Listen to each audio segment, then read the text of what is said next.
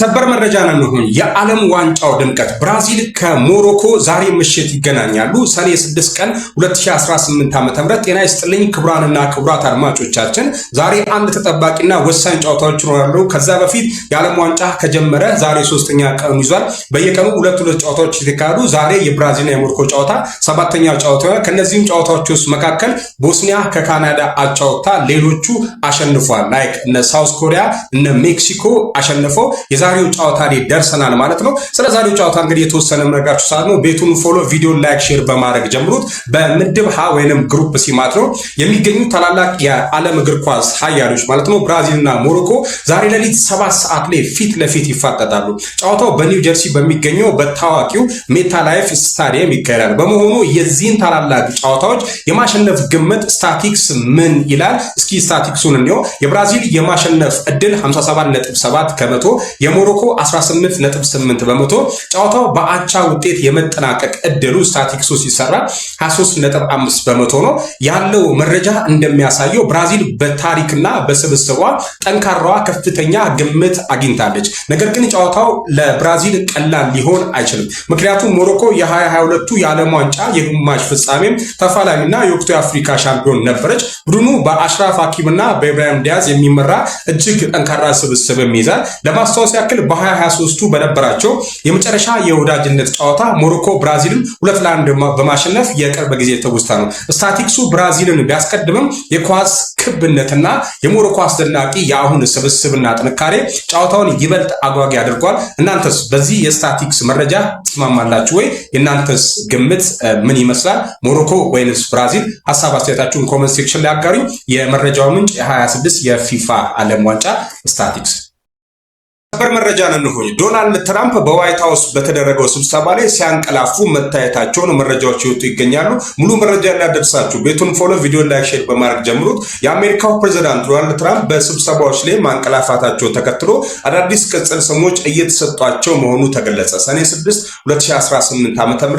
ሰላም ጤና ይስጥልኝ የተከበራችሁ አድማጮቻችን፣ አሁን የደረሰኝን አስገራሚና አነጋጋሪ ዓለም አቀፋዊ ዜና ይዤላችሁ ቀርቤያለሁ። የፖለቲካው መነጋገሪያ ርዕስ የዩናይትድ ስቴትስ ፕሬዝዳንት ዶናልድ ትራምፕ በዋይት ሃውስ የስብሰባ አዳራሾችና በተለያዩ ይፋዊ መድረኮች ላይ አይናቸውን ጨፍኖ ሲያንቀላፉ የሚያሳዩ ተንቀሳቃሽ ምስሎችና ፎቶግራፎች መሰራጨታቸውን ተከትሎ ጉዳዩ ከፍተኛ የፖለቲካ ውይይትና ክርክርን አስነስቷል። ይህን ተከትሎ በተለይም በማህበራዊ ሚዲያ ተጠቃሚዎችና በፖለቲካ ታዛቢዎች ዘንድ በጉዳዩ ላይ የተለያዩ የፌዝ አስተያየቶች እየተሰጡ ይገኛሉ። በቅርቡ በዋይት ሃውስ በተካሄደው የካቢኔ ስብሰባ ላይ የውጭ ጉዳይ ሚኒስተር ማርኮ ሩቢዮ ስለ ቀጠናዊ የውጭ ፖሊሲ ንግግር በሚያደርጉበት ወቅት ፕሬዝዳንቱ ለተወሰኑ ደቂቃዎች አይናቸውን ጨፍኖ በመቀመጣቸው ተቺዎቹ ቀደም ሲሉ ለጆ ባይደን የሰጡትን የነበረውን ስሊፒ ጆ፣ አንቀላፊው ጆ የሚለውን ስም ወደ ስሊፒ ዶናልድ፣ አንቀላፊው ዶናልድ እና ስላምፕ ትራምፕ በመቀየር አዲስ የፌዝ ቅጽል ስሞችን እየሰጧቸው ይገኛሉ። ፕሬዝዳንት ዶናልድ ትራምፕ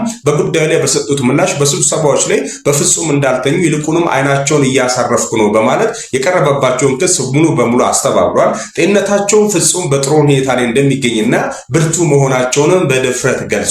በእጃቸው ላይ ስለሚስተዋለው የመቁሰል ወይንም ደግሞ የደም መቋጠር ምልክትም ሲጠየቁ ደሙ ለማቅጠኛ የሚወሰድ አስፕሪን ከፍተኛ በመሆኑ ምክንያት በቀላል የሚፈጠር ምልክት እንደሆነና ምንም አይነት ከባድ የጤና እክል እንደሌለባቸው አክለው አስረድተዋል። የውጭ ጉዳይ ሚኒስተሩ ምስክርነት ሰጡ። የውጭ ጉዳይ ሚኒስተሩ ማርኮ ሩቢዮ በምክር ቤቱ ቀርበው በሰጡት ምስክርነት ትራምፕ በስብሰባ ላይ ሲተኙ አይቼ አላውቅም፣ እንዲያውም እኩለ ሌሊትና ማለዳ 11 ሰዓት ላይ ስልክ እየደወሉ ስለሚቀሰቅሱኝ እሱ የማይተኛ ሰው ነው በማለት በምክር ቤቱ አባላት የቀረበውን ወቀሳ በሳቅ አስደግፎ ተከላክሏል። ይሁን እንጂ ይህ የፕሬዝዳንቱ ሁኔታ በዋይት ሃውስ ውስጥ ባሉ የውስጥ አዋቂዎችና በፖለቲካ ተቀናቃኞች ዘንድ የእድሜና የጤና ሁኔታ ክትትል ጥያቄዎችን በድጋሚ እንዲያነሱ ምክንያት ሆኗል።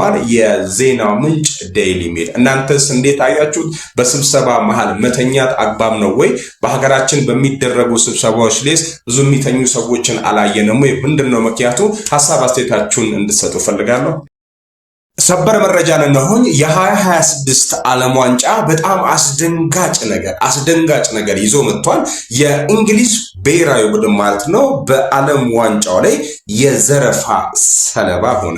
ሰኔ 6 2018 ዓ.ም ሰላም ጤና ይስጥልኝ። ዛሬ በዓለም ዋንጫው ዋዜማ የተሰማውን እጅግ አስደንጋጭና አሳዛኝ ክስተት ይዤላችሁ ቀርቤያለሁ። ወደ ዝርዝር መረጃው ስንገባ ሊታመን የማይችል እጅግ አሳዛኝ ክስተት በአሜሪካ ካንሳስ ከተማ ተከስቷል። የዓለም ዋንጫው ተሳትፎን ለመጀመር አሜሪካ የገባችው የእንግሊዝ ብሔራዊ ቡድን ስሪ ላየንስ በደረሰበት አስፈሪ የሌብነት ጥቃት ምክንያት ከባድ ውጥረት ውስጥ ወድቋል። የቡድኑን ዝግጅት ሙሉ በሙሉ ምስቅልቅሉን ስላወጣው የዚህ አስደንጋጭ ዘረፋ ዝርዝር ዋና ዋናዎቹን ልንገራችሁ። የኮከቦቹ መጫሚያዎች ተዘረፈ። ጨካኞቹ ሌቦች የእንግሊዝ ብሔራዊ ቡድን ዕቃዎችን በጫነው ቫን መኪና ላይ ሰብረው በመግባት የሀገሪቱ ታዋቂ ኮከብ ተጫዋቾች ለጨዋታ ያዘጋጇቸው ልዩ መጫሚያ ጫማዎች ማች ቡትስ ማለት ነው በሙሉ ዘርፎባቸዋል። ነገሩን ይበልጥ አስከፊ የሚያደርገው ደግሞ ሌቦቹ በቫን ውስጥ የነበሩትን ሁሉንም የማሰልጠኛ እግር ኳሶች ጠራርገው የወሰዷቸው ሲሆን በአጠቃላይ ለትሬኒንግ ጥንድ አንድ ኳስ ብቻ እንደቀራቸው መረጃ ያሳያል። የእንግሊዝ ቡድን ተሳትፎ ዛሬ ቅዳሜ ከሚደረገው የመጀመሪያው የልምምድ መርሃ ግብር በፊት አዳዲስ ትጥቆችንና ጫማዎችን በአስቸኳይ ተክቶ ለማቅረብ አሁን ላይ ከሰዓት ጋር ከፍተኛ ፉክክር ላይ ይገኛሉ። ለእንግሊዝ ብሔራዊ ቡድን ይህ የዓለም ዋንጫ ጅማሮ እውነተኛ የሚደብርና ዘ ናይትሜር ስታርት ሊባል ይችላል። ይህን አስደንጋጭ ፈተና አልፈው ለዛሬው ልምምድ እንዴት እንደሚዘጋጁ ወደፊት ተከታትዬ ማደርሳችሁ ይሆናል። የዚህ የመረጃ ምንጭ ኤክስክሉሲቭ ስፖርት ኒውስ ኤንድ ኢንዲፔንደንት ኒውስ ነው።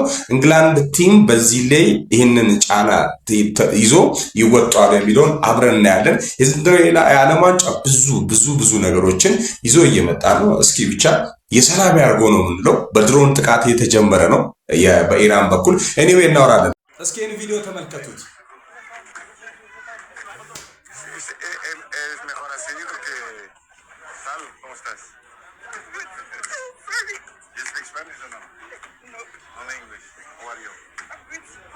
I see you, that you follow me. It's nice to meet you. It's nice to meet you. Yes, sorry. I don't know anything about it. What you want to do? First, I would say thank you for everything. You're such a big inspiration. በነገራችን ላይ ልታለቅስ እንባታ ያንጣት ነው የምታወራው እና ይሄን ድንቅ ተጫዋች እናንተ ብታዩት ምን ይሰማችኋል? ኩሳውና ብታገኙት ባካ you see? She's literally crying, okay? Because of seeing Cristiano Ronaldo physically.